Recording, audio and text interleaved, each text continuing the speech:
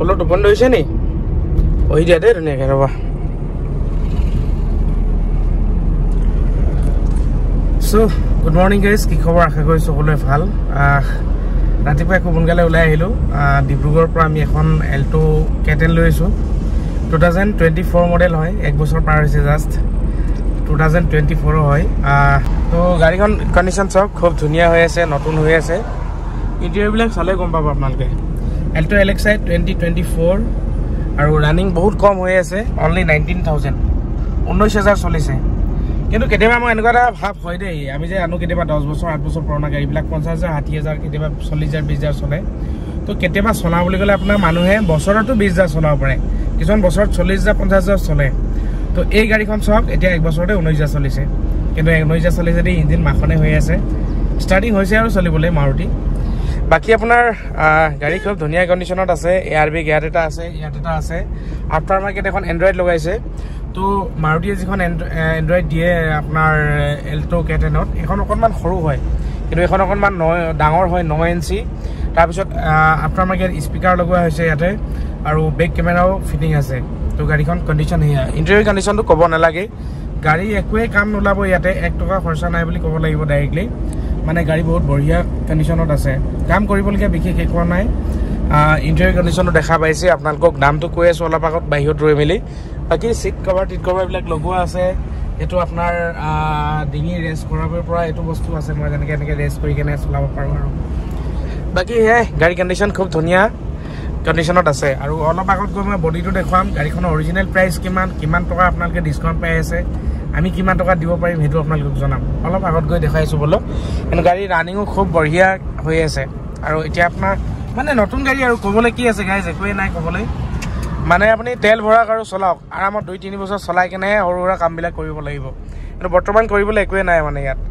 ৰানিঙো খুব ধুনীয়া মই দেখাই আছোঁ একদম স্পীডটো অকণমান টেষ্ট কৰি চাইছোঁ কেনেকুৱা ৰেছপন্স দিয়ে গাড়ীখনে 75 কিন্তু 80 পাৰ হৈ গ'লে বুলিলে আপোনাৰ কি হয় সিগনেল এটা দিয়ে যে 80 পাৰ হৈছে বুলি এতিয়া 91 93 এনেকৈ 100তো তুলিব পাৰি আৰু মোটামুটি এয়া চব 100 1 2 এনেকুৱা পাৰ হৈ গৈছে ধুনীয়াকৈ চলাবলৈ ধুনীয়া হৈ আছে আগত চুইফ্ট এখন গৈ আছে চুইফ্টৰ পিছে পিছে আমিও গৈ আছোঁ মাৰুতিৰ লগত মাৰুতি গৈ আছোঁ বাকী বোলক অলপ আগত গৈ বডিটো দেখুৱাম আৰু গাড়ী বাকী কণ্ডিশ্যনটো চব দেখা পালে টায়াৰবিলাক খৰচ হোৱাই নাই 19,000 চলিলে টায়াৰ ধুনীয়াই হৈ থাকে আৰু বডিটো দেখুৱাই দামটো গৈ আছোঁ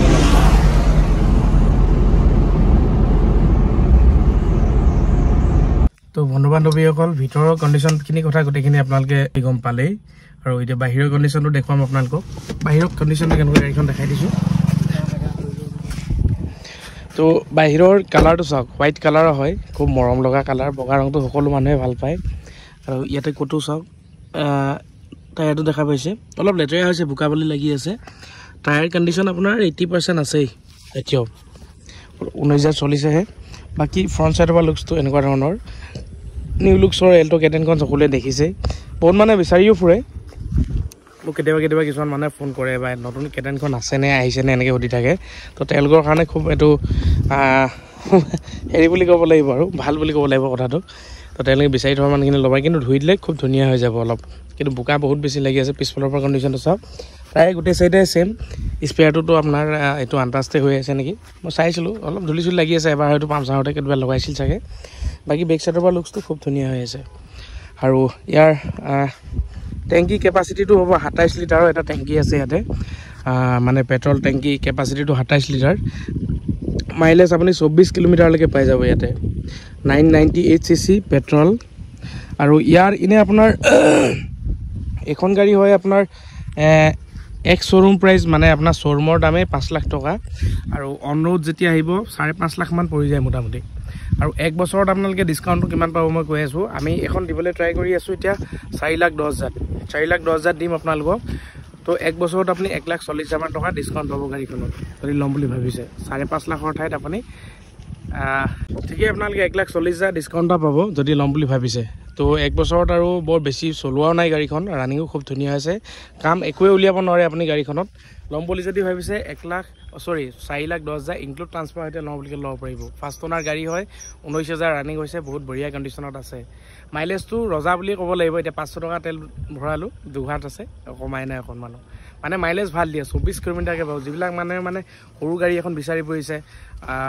মাইলেজ বেছি লাগে তেওঁলোকৰ কাৰণে খুব ভাল হয় 1000 cc গাড়ী হয় আপুনি এসিসি সব রানিং এসি এটা সব রানিং পাব আৰু ইনক্লুড ট্ৰান্সফাৰ হইতে পাব 24 কিলোমিটাৰকে মাইলেজ পাব 4,10,000 ইনক্লুডিং ট্ৰান্সফাৰ যদি লম বুলি ভাবিছে স্ক্ৰিনৰ লাইটৰ নম্বৰ ডাইৰেক্টলি যোগাযোগ কৰক আহক সব পছন্দ লাগিলে ডাইৰেক্টলি নিব পাৰিব একো কামে নাই গাড়ীখনত পইচা দিব লাগে তেল ভৰাব লাগে চলাব লাগে বাকি ইমান সময়লৈ চোৱাৰ বহুত বেছি ধন্যবাদ যদি লম বুলি ভাবিছে স্ক্ৰিনৰ লাইটৰ নম্বৰ ডাইৰেক্টলি যোগাযোগ কৰক আহক সব পছন্দ লাগিলে নিয়ক বাকি ইমান সময়লৈ ভিডিঅটো চোৱাৰ বহুত বেছি ধন্যবাদ bye bye C you love you bye bye guys